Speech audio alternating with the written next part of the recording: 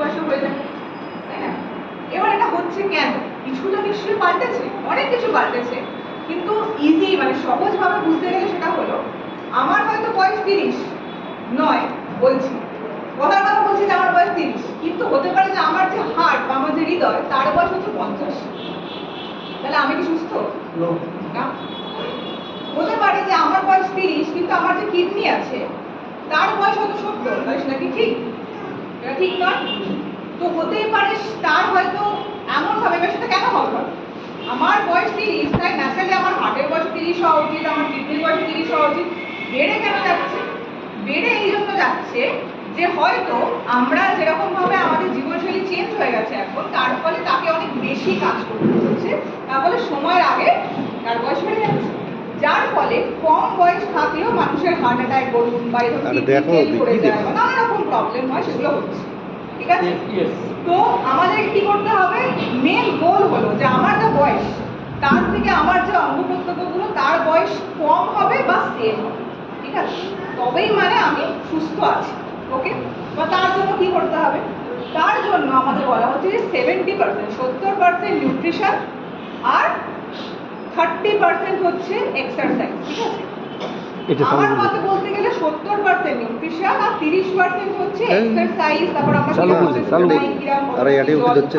কি এক্সারসাইজ করি এবং আমাদের টেনশন কিরকম কি আমরা নিই, সবটা মিলিয়ে হচ্ছে 30%। আর মেন ফোকাস হচ্ছে 70%, ঠিক আছে?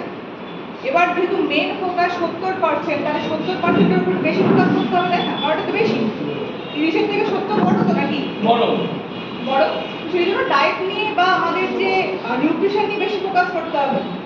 এবার আপনি বলুন, আমরা যে খাবার খাই, ভাবুন, যে চোখ বন্ধ করে ভাবুন যে আপনি এরকম খান, দুপুরের খাওয়াটা বলুন, ঠিক আছে? দুপুর বা রাত যখনই আপনি বেশি খান সেটা বলুন। সবার আগে পাতে কি দেওয়া হয়? ভাত। সবার আগে দেওয়া হয় ভাত, দেওয়া হয় এক হাতা।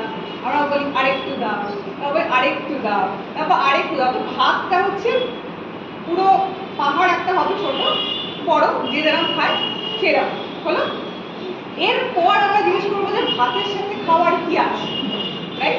এবার হয়তো ডাল হলো, হয়তো আমরা যারা মাছ খাই মাছ মাংস হলো, কিছু কোনো তরকারি হলো বা কিছু, এগুলো লাস্টে যদি খুব হেলদি আমরা হই তাহলে হয়তো অনেকে দই খায়, অনেকে সব শশা খায়, খুব রেয়ার, সবাই আমরা খাই না। মানে আমরা এই ধরনের সাইডে খুব একটা না, আমরা তো মেন তো আমরা ভাত তরকারি এইসবই তো খাই, তাই না?